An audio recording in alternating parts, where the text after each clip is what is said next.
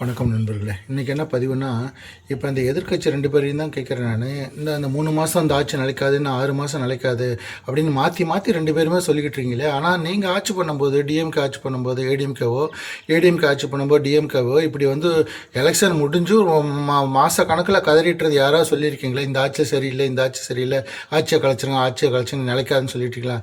அது ஏன் சார் 3ஆவதாக ஒரு கட்சி வரும்போது மட்டும் ஆட்சி நிலைக்காது, 6 மாதத்தில் எலெக்ஷன் வரலாம், 3 மாதத்தில் எலெக்ஷன் வரலான்னு சொல்கிறீங்க? ஒன்று.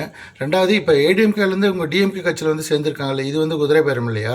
அடுத்த கட்சியிலேருந்து வந்து உங்கள்கிட்ட சேர்ந்தால் கொள்கை, மற்றவங்ககிட்ட போய் சேர்ந்தாங்கன்னா குதிரை பேரம், அப்படி தானே? நீங்களா ஒரு குறிக்கோள் வச்சுக்கிட்டு நீங்களாம் ஒன்று பேசிக்கிறீங்க.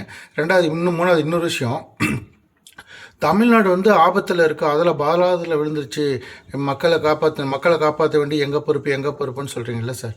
எந்த மக்கள் சார் உங்கள் வந்து எங்களை தமிழ்நாட்டு பாதாளத்தில் வந்துச்சு, நாங்கள் உயிருக்கு போராட்டிட்டோம், எங்களை காப்பாற்றுங்கன்னு யார் வந்து உங்கள்கிட்ட சொல்கிறா? நீங்கள் மட்டும்தான் பேசிக்கிட்டு இருக்கிறீங்க தமிழ்நாடு வந்து அழிவில் போயிட்டுருக்கு. ஏன்னா மக்களுக்கு தெரியும் எது நல்லது நடக்கும், எது கெட்டது நடக்குன்னு. அதனால் நீங்கள் இதை கடைசி வரைக்கும் நீங்கள் இதை சொல்லிக்கிட்டே இருக்க வேண்டியதான். இந்த ஆட்சி முடியும் போது 2 பேர்த்தில் ஒரு கட்சி இருக்கே காணாமல் போயிரு பாருங்கள். நீங்கள் இப்படி புலம்பிக்கிட்டே இருந்தீங்கன்னா அடுத்த எலெக்ஷனில் அதான் நடக்க போகுது. நன்றி.